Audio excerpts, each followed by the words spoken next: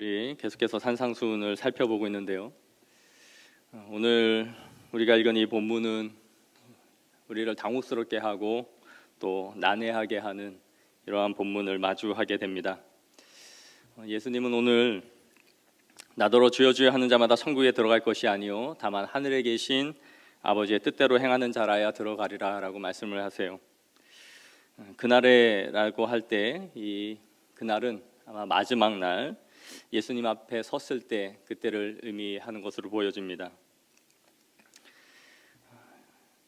그런데 이 사람들이 하나님 앞에 이렇게 항변을 해요. 많은 사람이 나더러 이르되 주여 주여 우리가 주의 이름으로 선지자 노릇하며 주의 이름으로 귀신을 쫓아내며 주의 이름으로 많은 권능을 행하지 아니하였나이까.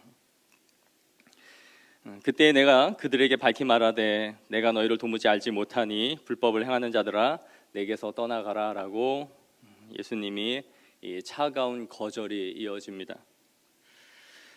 이 사람들은 예수님을 평소에 주여 주여라고 불렀던 사람들이고 주의 이름으로 선지자 노릇을 했다라고 말씀하는 것으로 볼 때에 이들은 주의 이름으로 말씀을 전하고 가르쳤던 그런 사람들로 볼 수 있습니다.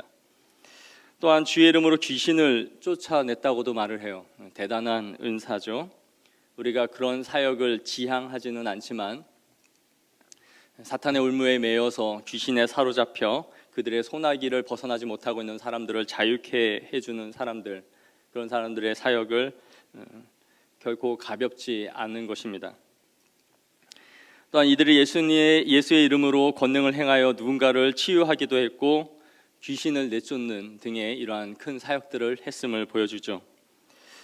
분명히 이들은 예수님을 알았고 그분의 이름으로 행했고 능력을 행했을 뿐만 아니라 탁월했습니다. 그리고 그에 따른 결과도 상당했음을 보여주고 있어요. 아마 이들은 사람들에게 존경을 받았을 수도 있고요. 또 사회적으로 인정을 받는 그런 사람들일 수 있습니다. 그런데 오늘 본문이 우리를 당혹스럽게 하는 것은 예수님이 이들을 알지 못한다라고 말씀하시고 이들을 차갑게 매몰차게 내치고 계신 말씀입니다. 이들을 물리치고 계신 것이죠. 이렇게 탁월하고 큰 일들을 행했음에도 왜 예수님의 평가가 이렇게 반전이 일어나고 있는가?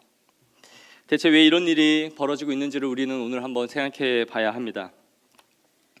먼저 우리가 오해하지 말아야 할 것은 예수님께서 주여 주여라고 부르는 이들의 이 고백, 그 말 자체를 금하신 것은 아니다라는 거예요. 주여라고 부르는 것은 전통적 신앙 고백으로서 합당한 말입니다. 바울은 이렇게 말씀합니다. 그러므로 내가 너희에게 알리노니 하나님의 영으로 말하는 자는 누구든지 예수를 저주할 자라 하지 아니하고 또 성령으로 아니하고는 누구든지 예수를 주시라 할 수 없느니라. 제자들도 예수님을 인격적으로 만난 후에는 예수님을 주님이라고 불렀죠. 그리고 오늘날 모든 성도들도 예수님을 주라고 부르고 그 주님 앞에 기도를 합니다. 그럼에도 예수님이 이들을 이렇게 대우하시고 말씀하시는 것은 아마도 제자들이 부른 그 주여라는 고백의 의미와 이들이 부르고 있는 의미가 분명히 달랐기 때문이다라고 생각해 볼 수 있습니다. 우리가 하나님과 바른 관계에서 맺어진 또 하나님을 아는 바른 지식에서 아버지라고 부르는 경우라면 주님이라고 부르는 것이 아무런 문제가 없을 거예요. 하지만 인격적 관계가 없이 주님을 부르는 것은 아무런 의미가 없습니다. 같은 의미로 하나님을 알지 못하는 사람이 주님의 이름을 밤낮으로 부르면서 기도를 한다고 해도 그 기도가 의미가 없는 것은 하나님과 그 기도를 하는 사람의 관계가 전혀 없기 때문인 것이죠. 그들이 백날 백번 주님이라고 부르고 어떠한 행위를 한다 할지라도 하나님이 그 주님이라는 말 때문에 무언가를 하시는 것은 아닙니다. 우리가 친한 친구의 그 부모님을 만나 뵈면 아버님, 어머님이라고 부르는 경우가 있어요. 그것은 친구의 부모님이지만 나의 부모님처럼 생각합니다 라는 친근함의 표시이죠. 그러나 그 의미가 내 부모님을 부르는 아버지, 어머니라는 의미와는 분명히 다릅니다. 그런 의미로 부르는 사람은 없을 거예요.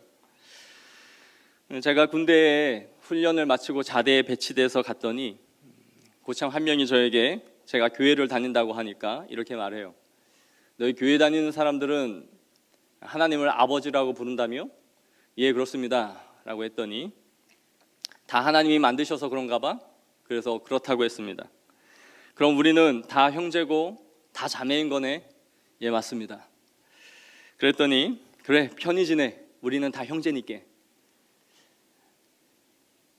네 말대로 우리는 하나님의 자녀들이니까 형제다. 그러니까 여기서 편히 지내라는 거죠. 이 고참은 자기 입으로 하나님을 아버지라고 말했고, 그러니 우리가 한 형제, 한 자매라고 말했어요. 그러나 이 사람이 하나님을 아버지라고 믿고 있는 것인가요? 아니죠. 단지 제가 교회를 다닌다고 하니까 군 생활하는 데 있어서 긴장을 풀어주려고 우리는 다 네 말대로 형제니까 편하게 지내라는 의미로 사용한 것이지, 나도 하나님을 아버지라고 믿는다라는 의미는 아니에요. 그런 의미에서 예수님은 너희가 다 나를 주여 주여라고 부른다고 하여 천국에 들어가는 것이 아니다라고 말씀을 하고 계신 것이죠. 나를 너희가 제대로 인격적으로 알지 못하면서 100번 1000번 주여 주여라고 나를 부르고 심지어 기도를 한다고 할지라도 절대로 천국에 들어갈 수 있는 것이 아니다. 너희가 나의 자녀가 되는 것이 아니다라는 것입니다. 너희가 입술로 전통적인 신앙 고백으로 나에게 주여라고 부른다 할지라도 이 모든 것이 의미가 있어지기 위해서는 하나님과의 관계가 있을 때에, 또 아버지와 자녀로서의 관계가 형성되어져 있을 때에만이 그 고백에 참된 의미가 있는 것이다 라는 것이죠. 우리는 이런 질문을 할 수 있습니다. 바른 신앙이 없어도 우리가 예수님을 주라고 고백하고 말하는 것이 가능합니까? 가능합니다. 충분히 그럴 수 있다는 것을 성경은 보여줘요. 사탄은 우리가 주님을 고백하게 하면서도 우리를 지옥으로 보낼 수만 있다면 그깟 하나님을 아버지요 주여라고 부르는 고백쯤은 기꺼이 양보할 수 있습니다. 심지어 우리가 교회에 다니고 열심으로 봉사를 하게 내버려 둠으로써 우리가 하나님을 잘 믿고 있는 신앙인이라고 우리를 속일 수만 있다면 우리의 종교 생활 정도는 얼마든지 기꺼이 양보할 수 있습니다. 사탄의 전략은 관대해요.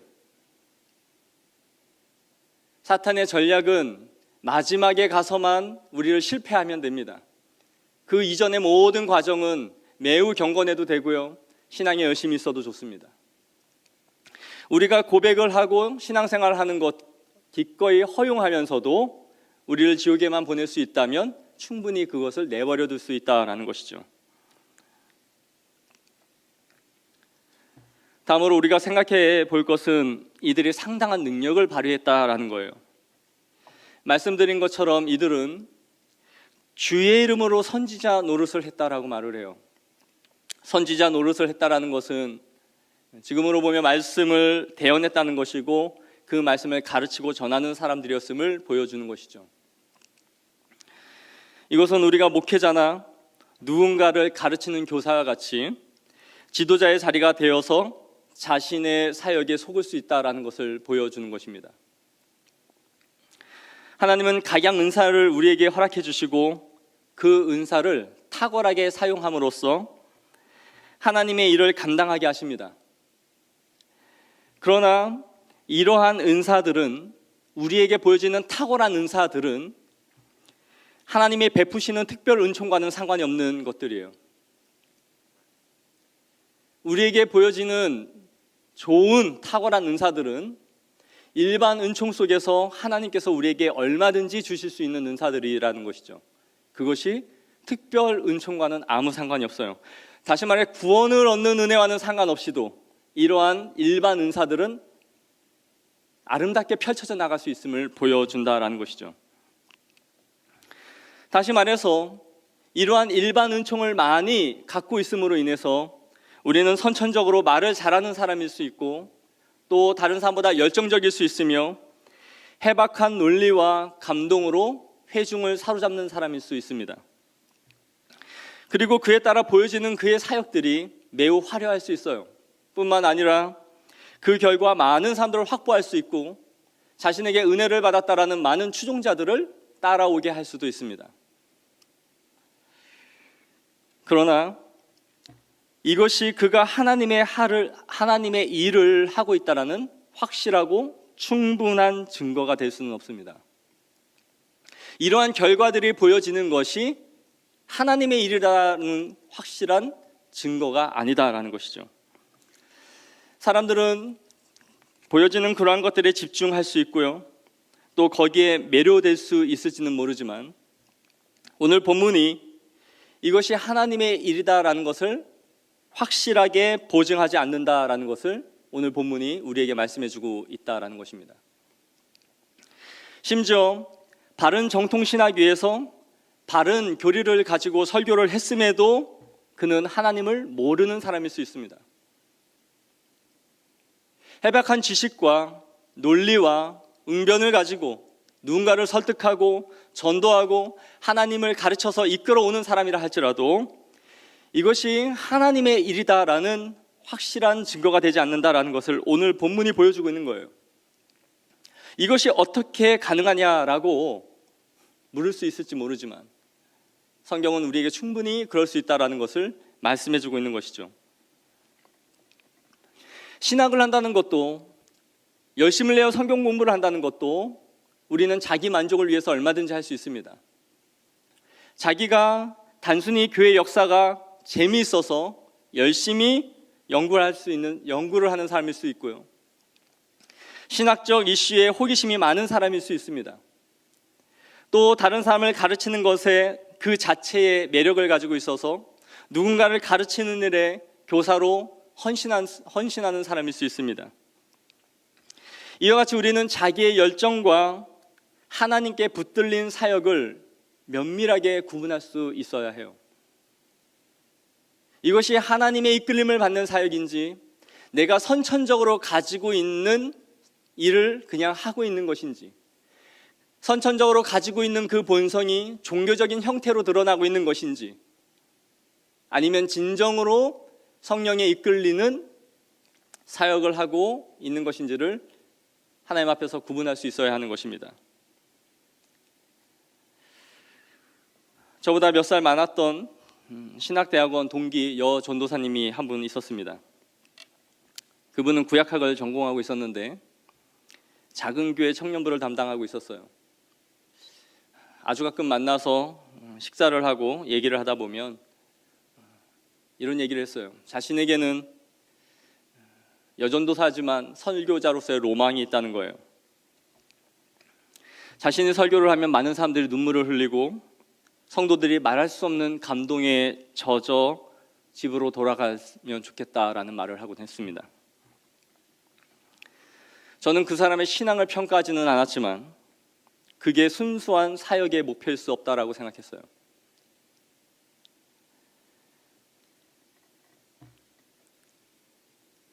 그것이 그가 지향하는 사역의 목표일 수 없다.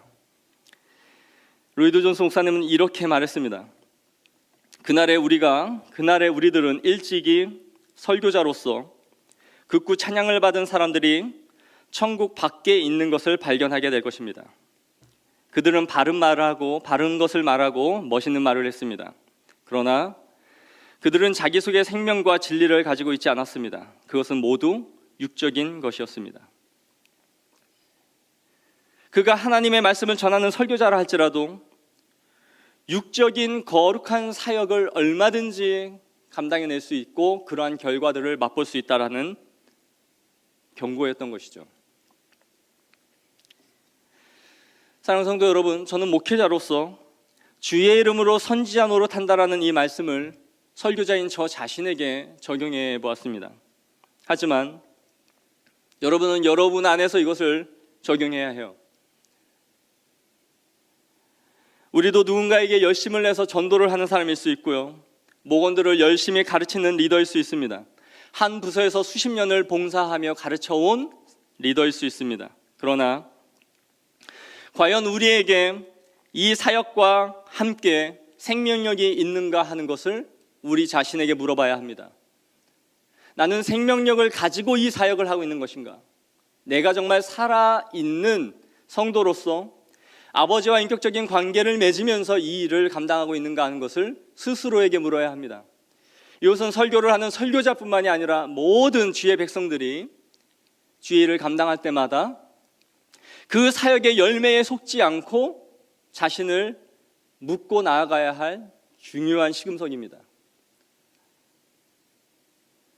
뒤에 이어지는 부분들, 주의 이름으로 귀신을 쫓아내며 주의 이름으로 많은 권능을 행했던 이 사람들이 마지막 때 예수님 앞에 서서 내침을 받고 있다라는 것, 이것을 우리가 주의해야 한다라는 것이죠. 우리는 먼저 어떻게 사람의 힘으로 이런 권능을 행할 수 있는가, 이런 대단한 일을 하고 있다는 것 자체가 하나님이 하시는 일들이 아닌가라는 반문을 할 수 있습니다. 어떻게 사람의 힘으로 그런 일을 할 수 있습니까? 하나님의 능력이 아니고서는 그러한 일은 할 수 없는 거 아닙니까? 그러나 성경은 하나님이 주신 능력이 아니어도 놀랍고 비상한 일들을 얼마든지 할 수 있음을 우리에게 보여준다라는 것이죠. 사도행전 19장 14절을 보시면 스게와의 7 아들들 이야기가 나오죠. 바울이 예수의 이름으로 권능을 행하자 자신들도 예수의 이름으로 무언가를 하려고 시도합니다. 데살로니가전서 2장 8절에서 10절 말씀을 보시면 이렇게 말씀합니다. 그때에 불법한 자가 나타나리니 주 예수께서 그 입의 기운으로 그를 죽이시고 강림하여 나타나심으로 패하시리라. 악한 자의 나타남은 사탄의 활동을 따라 모든 능력과 표적과 거짓 기적과 불의의 모든 속임으로 멸망하는 자들에게 있으리니 이는 그들이 진리의 사랑을 받지 아니하여 구원함을 받지 못함이라. 악한 자의 나타남은 사탄의 활동을 따라 모든 능력과 표적과 거짓 기적과 불의의 모든 속임, 이 모든 것을 가지고 그들이 이러한 능력을 행함으로 사람들을 현혹시키며 이끌어갈 수 있음을 보여주는 것이죠. 모세가 출애굽시키기 위해 기적을 행할 때에 예수님이 보이라고 했던 기적들이 있었습니다. 물이 피가 되게 하는 기적, 지팡이가 뱀이 되게 하는 기적, 또 개구리 재앙까지 마술사들이 이러한 재앙을 따라하는 것을 볼 수 있죠. 우리가 생각할 때에 단 하나의 기적도 사실 따라하기 어려울 것 같지만 그들은 그들이 갖고 있는 마술적인 재능을 가지고 사탄의 권능으로 그러한 것들을 따라하고 있음을 보여주는 것입니다. 이 밖에 성경은 하나님의 은사와 상관없이 기적과 이사를 보일 수 있는 사람들이 있었음을 우리에게 말씀해주고 있는 것이죠. 그러므로 오늘 본문의 이 사람들도 주의 이름으로 능력을 행했다라고 말을 합니다. 자신들은 주의 이름으로 능력을 행했다라고 말을 하지만 하나님은 그 능력이 나의 능력이 아니야. 나는 너에게 그런 능력을 준 적이 없다. 불법을 행하는 자들아 내게서 떠나가라라고 내어침을 당하고 있는 것입니다.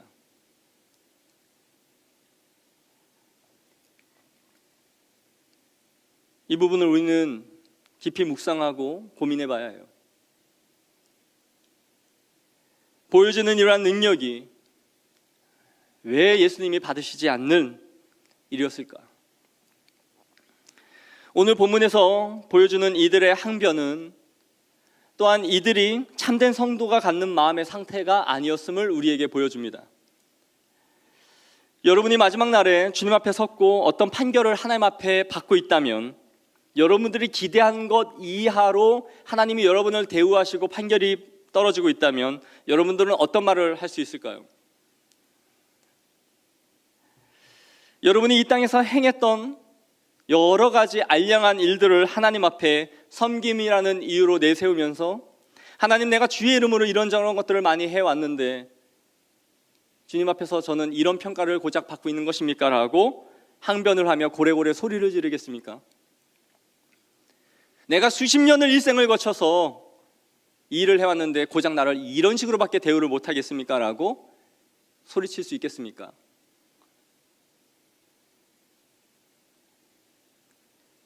우리가 어떤 처지에서 건짐을 받았는지 알고 있다면 우리는 이런 항변을 할 수 없는 존재들이라는 것을 알 것입니다. 하나님의 판단은 항상 의로우시고 정의로우시기에 불의한 재판을 하실 수 없는 분이심을 우리는 알고 있는 것이죠. 우리는 무엇을 감당하고 수고했다 할지라도 나의 나된 것은 다 주의 은혜로 된 것입니다 라고 고백하는 것이 성도입니다. 우리가 모든 것을 불과 같이 내어주고 불사른다 할지라도 주님 앞에 섰을 때에 나는 무익한 종일 뿐이니이다 라고 고백하는 것이 참된 성도들이 갖는 고백이에요. 이것은 세상에서 말하는 겸양의 표현이 아닙니다. 나는 적어도 이 정도의 위치, 이 정도의 상급, 이 정도의 자리를 확보할 만한 그런 사람이야. 그러나 표현은 그렇게 할 수 없어. 그런 표현이 아니에요. 동양적이고 윤리적인 겸양으로 그렇게 할 수 있는 것이 아니라는 것이죠. 성도들의 마음은 항상 하나님 앞에서의 말할 수 없는 겸손, 주님의 판결에 엎드릴 수밖에 없는 고백이 있습니다. 우리가 하나님을 바르게 주여라고 부르는 자들이라면 이러한 신의식을 반드시 갖고 있는 것이죠. 하나님을 향한 경외와 그분의 판단에 머리를 조아리는 겸손함을 갖고 있는 것입니다. 그렇게 이러한 항변을 하면서 자신이 했던 무언가를 하나님 앞에 내세워 내가 왜 이러한 처우를 받아야 하는지를 말하는 것은 성도가 말하는 것이 아닙니다. 성도가 말할 수 있는 마음의 상태가 아닌 것이죠. 오늘 보여주고 있는 이들의 항변은 이것이 하나님과 인격적인 관계를 맺지 않았다라는 충분한 이유를 보여주는 것이죠. 예수 그리스도가 자신에게 보여주신 은혜가 무엇인지를 알지 못하는 자들이나 주님 앞에서 이런 항변을 할 수 있다는 것입니다.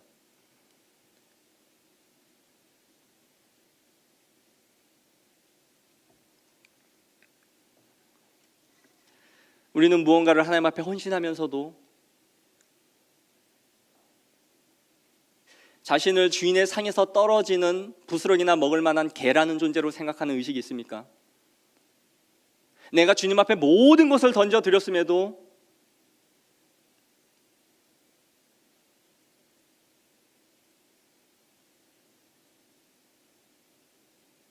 주님 앞에 개 같은 심정으로 거지와 같은 가난한 마음으로 주님 앞에 항상 있습니까? 이것이 참된 성도의 마음인 줄 믿습니다.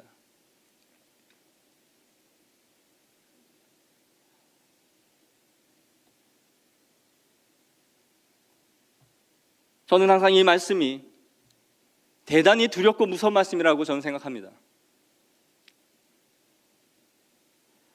그럼 우리는 어떻게 해야 이런 당혹스러운 상황을 피할 수 있을까요?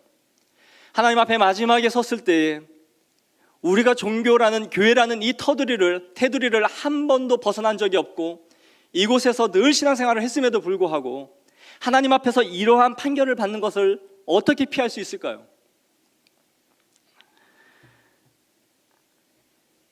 성경은 우리에게 우리의 믿음을 그래서 항상 시험해보라 라고 말씀합니다. 너희는 믿음 안에 있는가? 너희 자신을 시험하고 너희 자신을 확증하라. 너희를 시험하고 확증하라. 그러므로 우리에게 필요한 것은 자기점검입니다.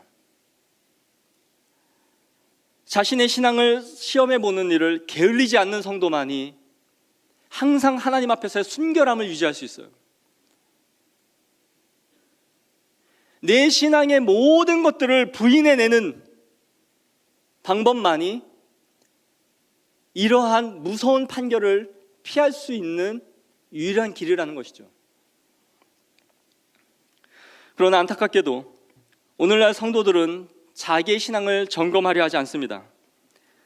자신이 오랫동안 섬기는 그 사역의 연수로, 자신이 받은 직분으로, 자신이 드린 헌금의 양으로 하나님과 자신의 관계가 바르다는 것이 증명될 수 있다는 착각을 하며 살아가요. 그러나 우리의 믿음의 선조들은 자신의 신앙을 점검하는 일을 결코 게을리하지 않았습니다. 그들은 자신의 영혼을 해부하는 의사처럼 낱낱이 자신이 하는 모든 사역의 의도가 무엇인지를 하나님 앞에 묻고 십자가에 두었습니다. 우리는 우리의 신앙을 점검하는 일을 한치도 게을리해서는 안 돼요. 내가 무언가 은혜를 끼쳤다, 내가 무언가 오늘 잘했다라는 생각이 들 때마다 자신의 신앙을 점검해야 돼요. 나는 무엇으로 지금 만족을 하고 있는가?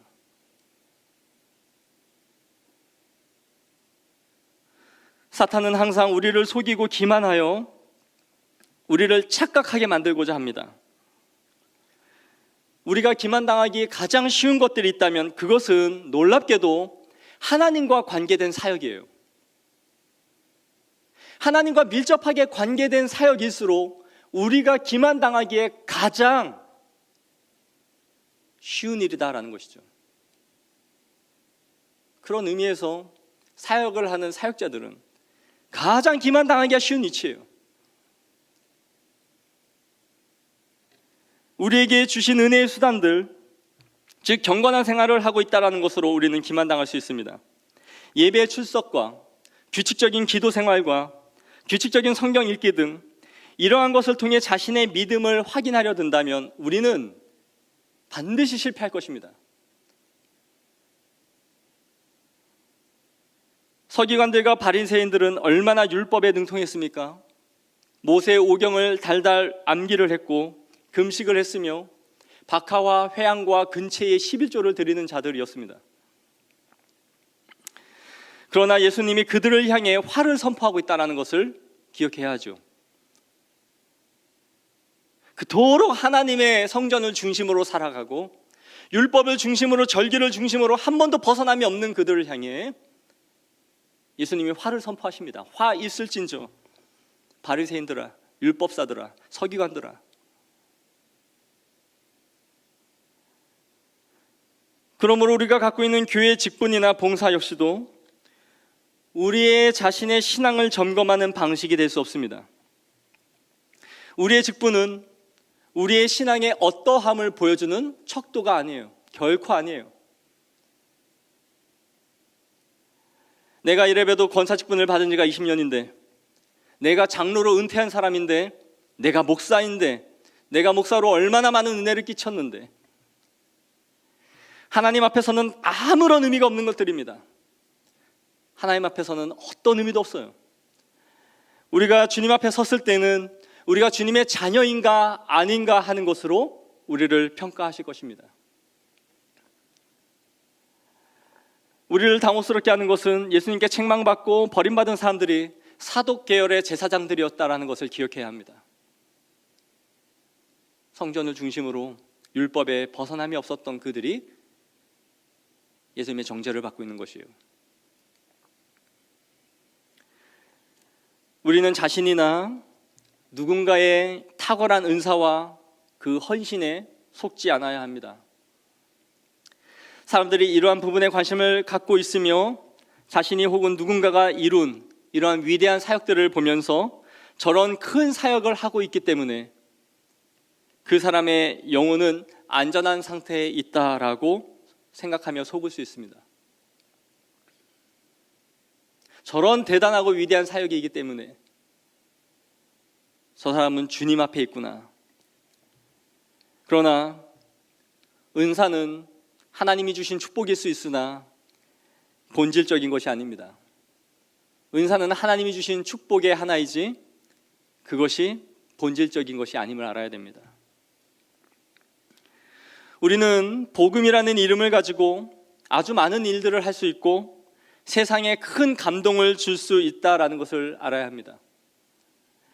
그럼에도 그 사람의 영혼이 하나님과는 아무런 관계가 없는 일을 하면서도 복음이라는 이름을 가지고 위대한 일들을 할 수 있다는 것을 기억해야 해요. 우리의 위험은 바로 이러한 사역의 크기로 자기 기만에 빠질 수 있다는 것이죠. 많은 사람들의 박수와 보여주는 열매에 취해서 자기 기만에 빠지는 것이죠. 모든 사람이 존경하며 모든 사람이 인정하기 때문에 자기 스스로도 내가 하나님 앞에 이렇게 인정받는구나 라고 착각할 수 있다는 것입니다. 하나님과의 관계 속에서 여러분들이 끊임없이 이것을 확인하지 않으면 반드시 넘어지고 실패할 것입니다. 우리는 그 사람의 사역으로 절대 판단하지 않고 속아서는 안 됩니다. 이 세상에는 복음이라는 이름으로 위대한 일들을 한 사람들이 참 많이 있습니다. 저는 대표적으로 알버트 슈바이처 박사를 말하고 싶습니다. 이 사람은 밀림의 성자라고 불렸습니다. 슈바이처 박사는 21살쯤에 내가 30살까지는 학문과 예술의 힘을 쓰고 그 이후부터는 인류를 위해 살겠다라는 목표를 세웠습니다. 그는 24살에 철학 박사가 되었고요. 25살에 신학 박사 학위를 취득했습니다. 그는 당대의 천재라고 할 수 있었습니다. 거기에서 그친 게 아니라 그는 위대한 음악가였어요. 파이프 오르간 연주자였습니다. 유튜브를 검색하시면 슈바이처 박사가 연주한 파이프 오르간 연주도 올라가 있습니다. 정말 그 사람은 당대의 천재였어요. 신학자이자 철학가이자 음악가로서 한 사람이 일생 동안 단 하나를 이루기도 어려운 업적을 25살, 30살 안에 다 이룬 사람이었습니다. 21살에서 30살까지 학문과 예술의 힘을 쓰고 그 이후의 나의 삶을 인류를 위해서 헌신하겠다라는 그의 목표대로 슈바이처 박사는 30살이 되었을 때에 인류를 봉사하기 위해 의사가 되겠다라는 목표를 가지고 공부를 시작합니다. 이미 그는 대학 교수로서 학교에서 학생들을 가르치고 있었는데 야간에 학생의 신분으로서 의학을 공부하겠다라고 말을 하자 학교 측에서 당혹스러워해요. 왜냐하면 학교 규정 안에는 교수의 신분과 학생의 신분 둘 다를 겸할 수 없었던 것이죠. 그러나 슈바이처 박사의 이러한 꿈으로 인해 학교 당국은 배려를 하게 되고 낮에는 학생들을 가르치는 교수로 일을 하고 밤에는 학생의 신분으로서 의학 공부를 시작합니다. 7년간의 각고의 공부 끝에 그는 의사 학위를 취득하게 됐던 것이죠. 그리고 나서 아프리카로 떠나 60년 동안 아프리카 밀림에 들어가 오지에서 자신의 삶을 헌신하며 사람들을 치유하는 일을 합니다. 그의 공로가 인류에 인정이 돼서 1952년에 노벨 평화상을 수여받는데 그때 받은 이 상금으로 그는 아프리카에 나환자촌을 세워서 계속해서 의료 선교를 이어갑니다. 얼마나 위대하고 얼마나 값진 삶을 살았는지 몰라요. 정말 그의 이름, 별명대로 밀림의 성자와 같이 자신의 인생에 세운 그 목표와 같이 이후에 60여 년의 인생을 인류를 위해 봉사하며 살아갔던 것이죠. 그러나 그가 생각한 예수님, 그가 믿은 예수님은 어떤 분이셨을까요?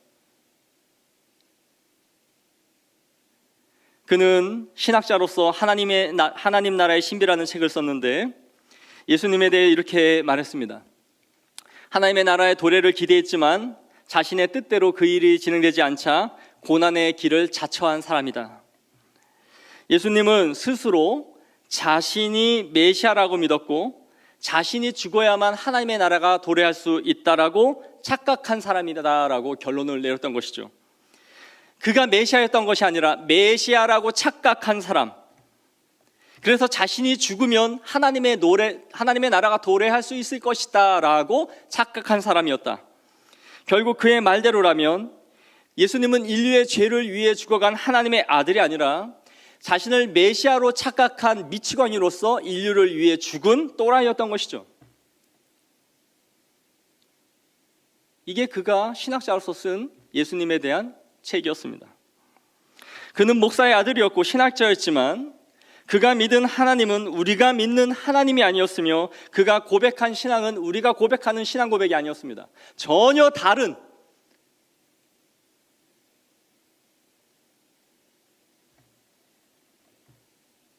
예수님을 알지 못한 사람이었던 것이죠. 그는 단지 인류애로 넘쳐난 사람이었고 그것에 자신의 삶을 다 바쳐 헌신한 사람이었던 것이죠. 우리는 한 사람의 위대하고 감동적인 삶이 단지 복음이라는 이름으로 행해졌기 때문에 하나님의 자녀로서 하나님의 일을 하고 있다라는 착각에 빠져서는 안 되는 이유입니다. 자유주의적인 신학을 가지고 전혀 하나님을 알지는 못하는 사람으로서 예수님의 죄사함의 은총과 구속을 알지 못하면서도 인류를 위해서 이러한 헌신을 할 수 있는 사람들이 있다는 거예요. 그러나 많은 사람들은 이 위대하고 화려한 노벨 평화상을 받은 인류를 위해 죽어간 한 명의 의학자를 보면서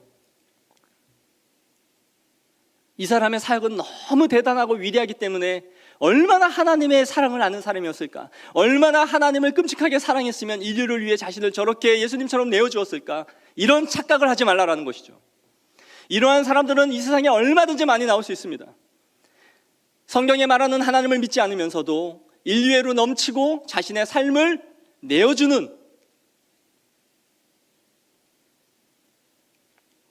내 자신을 불과 같이 누군가를 위해 내어준다 할지라도 사랑이 없으면 아무것도 아니니라. 그 사랑이 무슨 사랑입니까? 예수님을 아는 사랑이 아니라면 그 사랑은 아무 의미가 없는 것이죠. 이것이 바로 우리가 자신의 사역을 통해 누군가의 사역으로 자신의 상태를 확인하려 할 때 오는 대단한 위험성입니다. 그러므로 모든 기준은 예수님에 대한 지식이며, 이 지식은 예수님에 대해 무엇을 믿고 있는가 하는 것을 보여주는 것이죠. 믿음은 반드시 내용이 있는 거예요. 내가 예수님을 믿는다 하는 것으로 믿는 것이 아니라 어떤 예수님을 믿는가, 예수님에 대한 믿음의 내용이 무엇인가 하는 것이 중요해지는 거예요. 슈바이처 박사가 예수님을 믿지 않았습니까? 믿었죠. 미치광이 예수로요. 우리는 어떤 예수를 믿는가 하는 것이 중요한 거예요. 나의 삶을 어떻게 보상해 줄 것인가, 나를 어떻게 축복할 것인가, 나의 이 문제를 어떻게 해결할 것인가, 그 예수도 믿는다라고 말할 수 있어요. 그러나 성경에서 말하고 있는 예수 그리스도가 우리를 위해 무엇을 하셨는가에 대한 믿음이 없다면 구원에 이르는 믿음이 아닌 것입니다. 하나님과 관계에 있는 믿음을 갖고 있는 것이 아닙니다. 예수님 앞에 이러한 평가를 받을 수 있는 믿음을 소유한 것이에요.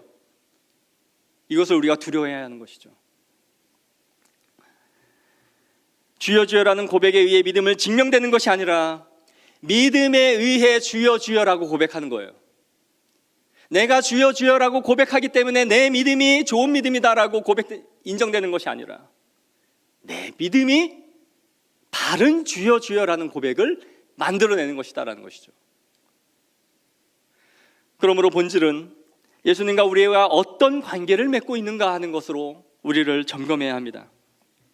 우리는 자신의 사역의 크기와 성공으로 하나님의 자녀이라는 것이 증명되지 않아요. 사랑하는 성도 여러분, 우리가 주님 앞에 섰을 때에 우리의 믿음의 진위가 명명백백히 드러날 것입니다. 내가 어떤 예수님을 믿었는지를 파노라마같이 펼치실 거예요. 그때 이러한 당혹스러운 결과를 얻지 않기 위해서 우리는 우리의 영혼을 점검하는 일을 게을리하지 않기를 원합니다. 성령께서 우리 영혼의 눈을 여셔서 우리 자신의 상태를 보게 해주시기를 날마다 구하기를 원합니다.